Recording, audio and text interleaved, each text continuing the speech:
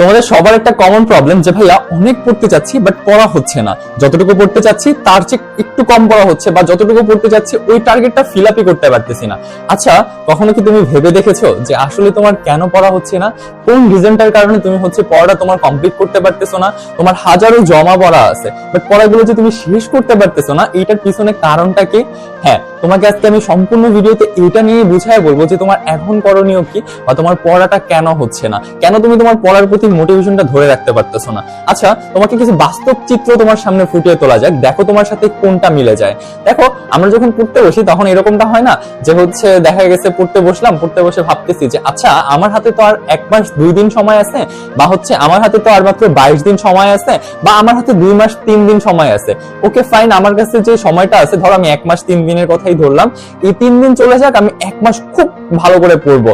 বা 22 দিন সময় আছে, আমি 2 দিন চলে যাক, আমি 20 দিন খুব টানা ঘুমায় পড়বো। আমার কাছে 3 সপ্তাহ সময় আছে, 3 সপ্তাহের ভিতরে 1 দিন বেশি আছে, ধরো আমার কাছে 22 দিন সময় আছে, 23 দিন সময় আছে, আমি 2-1 দিন বাদ দিয়ে তারপরে আমি পরেরটা চিন্তা করি। এরকমটা কি তোমার সাথে হয়েছে? অথবা ধরো তুমি পড়তে বসছো, তোমার একটা মনে হলো যে যাই একটু ফেসবুক চালাই বা ইনস্টাগ্রাম চালাই, একটু স্ক্রলিং করি, দেখা গেছে তো যে এই স্ক্রলিং করতে করতে তোমার আর পড়াশোনাটা হচ্ছে না।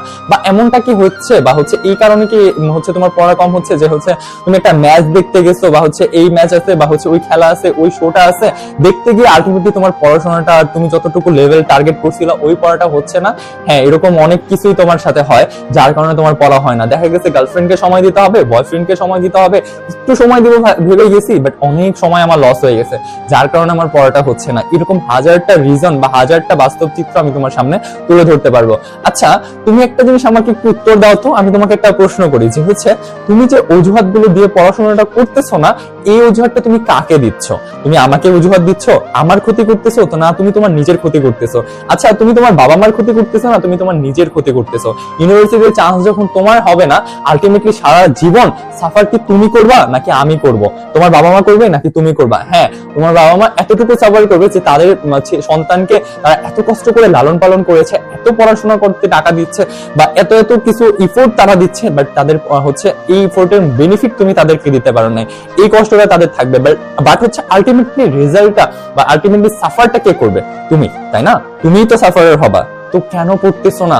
কেন পড়াশোনা তোমাকে বাধা দিচ্ছে? কি তোমাকে বাধা দিচ্ছে? তোমার জাস্ট একটু ভাবো তো। তোমাকে আমি একটা নেগেটিভ সাইড তুলে ধরবো, একটা পজিটিভ সাইড তুলে ধরবো। যখন তুমি চান্স পাবা না, তখনকার সময়টা তুমি কি কখনো চোখ বন্ধ করে ভেবে দেখেছো ভাই আমি চান্স না পাইলে আমার কি হবে? কখনো কি একটাবার চিন্তা করছো আমি চান্স পাই নাই, আমার কি হবে?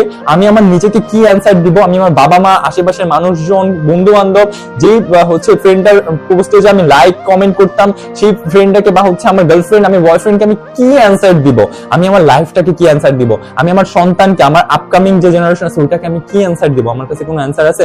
অ্যান্সার কি? আমি আমার সময়টাকে ঠিকভাবে কাজে লাগাইনি। আমার যখন বলার কথা ছিল আমি তখন পড়াশোনা করি নাই। যেহেতু ভাই, আচ্ছা তুমি একটা জিনিস ভাবো তো, এই যে তোমাকে নেগেটিভটা দেখালাম, আমি তোমাকে পজিটিভ চিত্রটাও একটু যদি ভাবো, তুমি জাস্ট চোখটা বন্ধ করো, চোখটা বন্ধ করে ভাবো, যখন তুমি চান্স পেয়ে গেছো একটা ইউনিভার্সিটিতে, তোমার স্বপ্নের ইউনিভার্সিটি তুমি তোমার হাতের মুঠোয় নিয়ে নিছো, তখন তোমার বাবা মা কতটা বেশি খুশি হবে ভাই। তোমার বাবা মার চোখে ভাই যে বস্তুটা থাকবে, যে কান্নাটা থাকবে, বা চোখ টলমল অবস্থা থাকবে তোমার রেজাল্টটা শুনে, ওইটা থাকবে খুশির কান্না। তুমি কি চাও তারা খুশির কান্না করুক, নাকি তুমি চাও যে তারা দুঃখে কান্না করুক? কোনটা চাচ্ছ? জাস্ট এটা আমাকে বোঝাও। এই যে লাইফ পর্যন্ত আসছো, এতদূর পর্যন্ত আসছো, বাবা মাকে কি গিফট দিছো?